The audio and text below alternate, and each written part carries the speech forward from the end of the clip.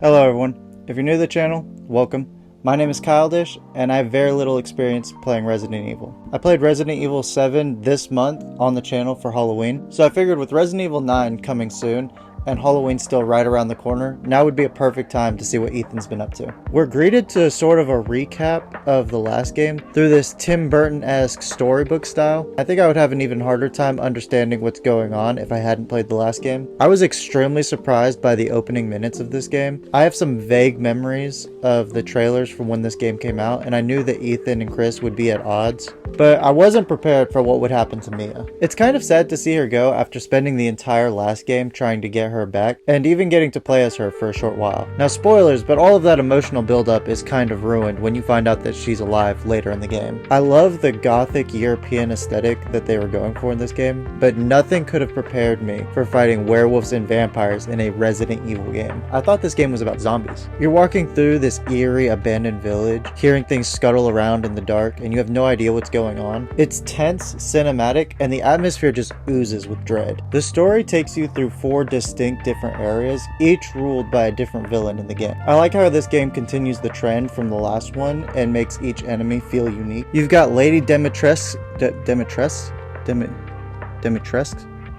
Gothic Castle? The Gothic Castle. The creepy dollhouse of nightmares. The industrial hellhole full of mutants. And honestly, a swamp that looks like it's just something out of a bad dream. After coming off the last game with Jack taking inspiration from slasher flicks, Marguerite taking inspiration from monster movies, and Lucas drawing inspiration from movies like Saw, you can really tell that they continued that trend of unique bosses for this game. I was hoping for more of that horror feel that we got in RE7. Unfortunately, this game goes more in the action direction that I feel like the Resident Evil franchise is more known for, but it balances it very well. The combat feels very weighty.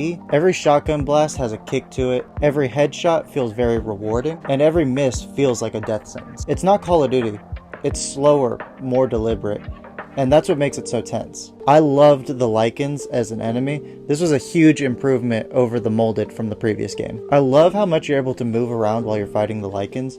You're able to barricade doors, and you have so much verticality to just move around them. Doing some research for this video, I learned that this game takes heavy inspiration from Resident Evil 4, which I know is one of the most beloved games in the series. It seems like there was a lot of passion put into this game by trying to make it a sequel to 7 while also making it a love letter to 4. This game reminds me a lot of Outlast 2 for some reason. Maybe it's the villagers trying to help you with the overtone of religion, but it's just funny to me because the last game reminded me so much of playing the original Outlast for the very first time. Now let's talk about the villains. Lady Dimitrescu is elegant and terrifying and totally steals every scene she's in. I think the biggest downside to her character is that she's just not in very much of the game. Then you have the dollhouse section, which is just pure nightmare fuel. It's not even about jump scares, it's psychological horror done right. I don't want to spoil it, but if you know, you know. The other lords are kind of hit or miss for me, but they both bring something unique. Heisenberg in particular feels like this rock star ripped straight out of Mad Max, and I don't know, I just kind of dig his vibe. Even the side characters like the Duke add a ton of charm.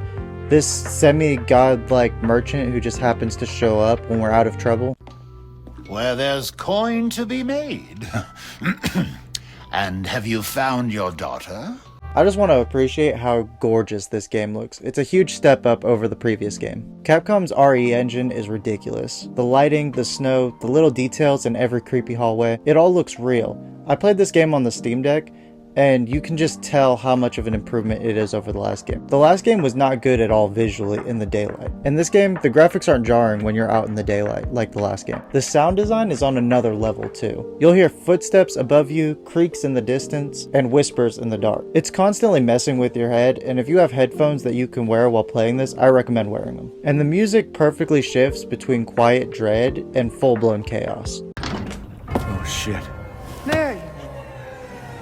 All this for a child who isn't even here. What the hell do... You ungrateful, selfish wretch.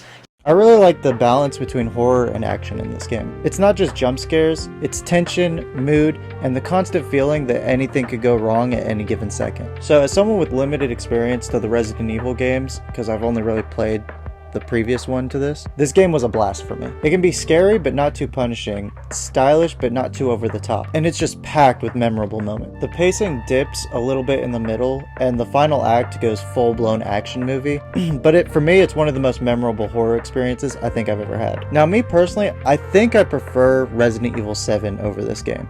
The Baker family just had this ambiance to them that made me like the games a lot more. I think I'm a bigger fan of the horror survival than the action that this game kind of turns towards. The action in this game isn't necessarily for me, but if you're a big fan of the horror action that the Resident Evil is kind of known for, I think this would be a game that someone like you might like. Anyways, that's all for today's review. Make sure you like and subscribe if you like the video, and leave a comment down below telling me what horror game you'd like to see me cover in the future. Until next time, peace. The sample analysis. It's definitely related to the mold.